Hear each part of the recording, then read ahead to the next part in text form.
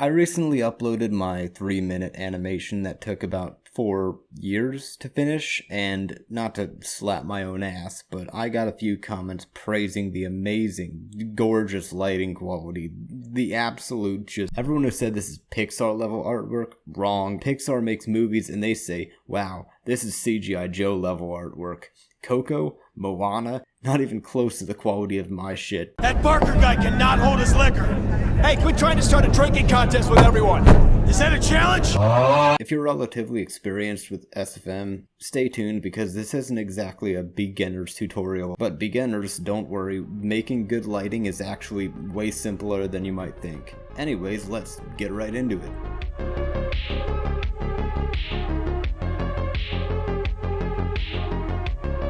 First things first, our scene.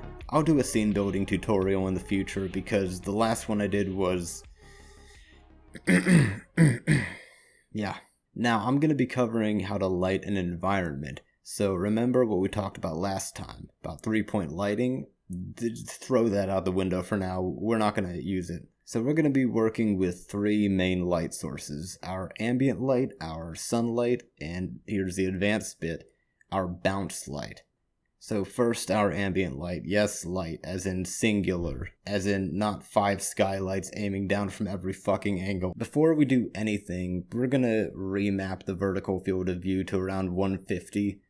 Do this by right-clicking on vertical field of view and hitting remap values.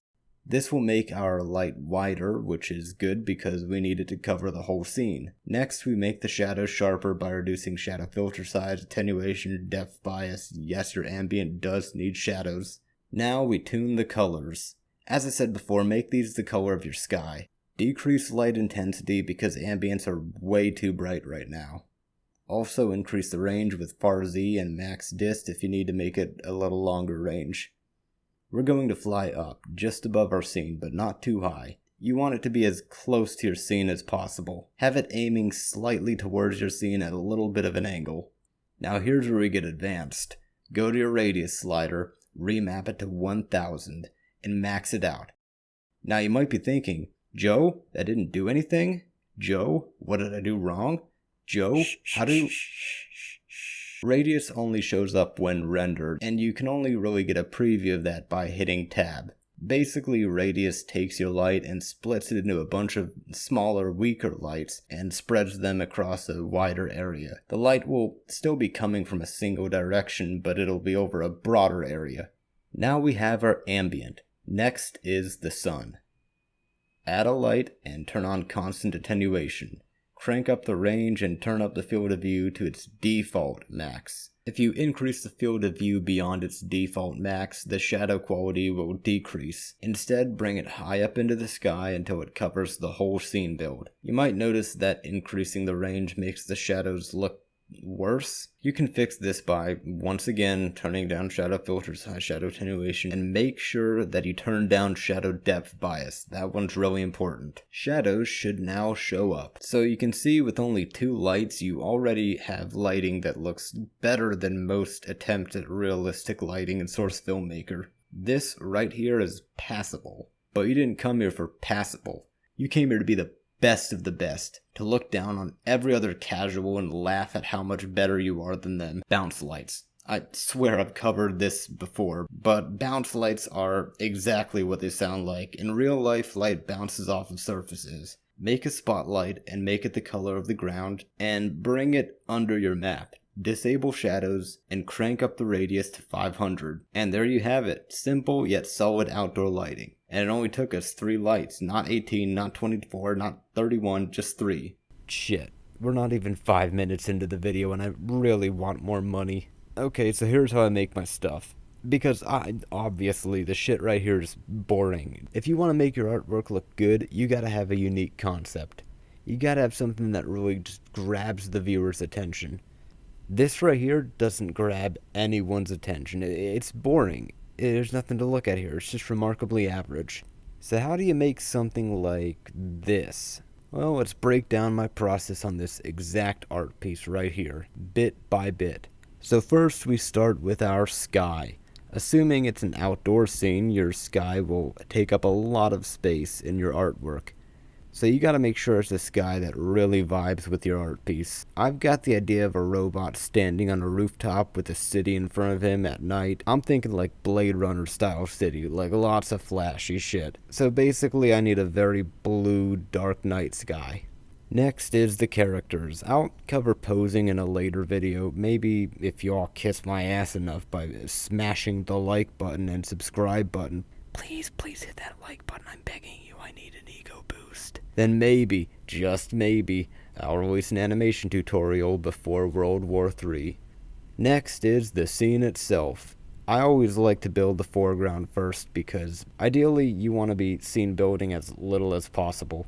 The bigger your set is, the more issues you run into with source's lighting.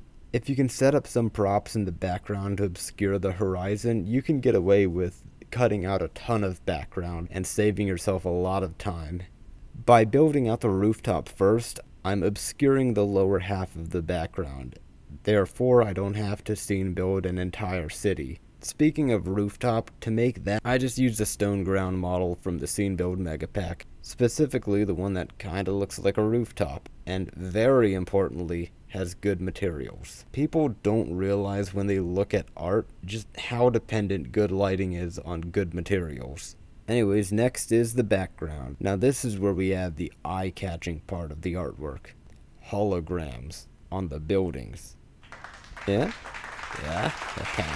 I was kind of inspired by Night City from Cyberpunk, a very much underrated game which unfortunately nobody's heard of. The idea of these big holograms just coming off of buildings, some of them trailing high up into the sky, it just looks so cool to me. If you're wondering where these holograms come from, they're actually just really small holograms which I got from a sci-fi pack on SFM Lab, which I then scaled up to the size of buildings. Now to spruce up the background even more, I want to give this city scale and really make it seem like those buildings are actually really big. The best way to do that is to add recognizable objects to help the viewer compare scale. So, flying cars, which we still don't have to this day. It's fucking bullshit, man. Now, can I tell you a secret about these flying cars? This art piece here is technically animated. We'll get more into that later. Let's get lit, boys. First is our ambience, because my scene is still turned out pretty big. I'm gonna need 2 sets of ambience. That's 2 ambient lights for the foreground and 2 for the background. The ones in the background have shadows disabled because the background is just so bare, there's really not anything to capture shadows on. Now remember our lighting techniques we talked about earlier. High radius, high field of view, and shadows. You get something that looks like this. Now what we need is a key light, something to draw out the shadows. This one's really easy. It's just a low intensity default max radius blue light with sharp shadows. It adds a lot of flavor and texture to our art by bringing along just one key light. And this is what I mean when I say that good materials can make or break good lighting. Just look at how the light is interacting with the floor. That shit looks good. Ooh, damn. We're going to be adding a rim light from now, but it's a special rim light. You all may have heard the term complementary colors. Now, this isn't exactly a video essay. I'm not going to pretend like I know shit about making art or anything. But basically, complementary colors are like, they're colors that are on the opposite side of the color wheel, basically. And they usually look good together. And you see, I didn't just choose to add an orange hologram to the right side of the screen for kicks. I did it so that I could add the complementary color of an orange light on our mostly blue lit set. So here's our orange soft rim light. Soft meaning the edges are very gradient and not sharp. Next is an orange key light. The background feels a little bit dull, so let's just throw a brighter blue light coming from below, illuminating the building a bit. Alright, and we are in the home stretch now. It's time to really bring things to life. Particle time. Now, I thought it'd be cool and cinematic to just have fog on the ground because I really want to sell the idea that these two are high up in the air. Next is bloom lights, or our volumetrics. A really bright light source is going to have a little bit of bloom.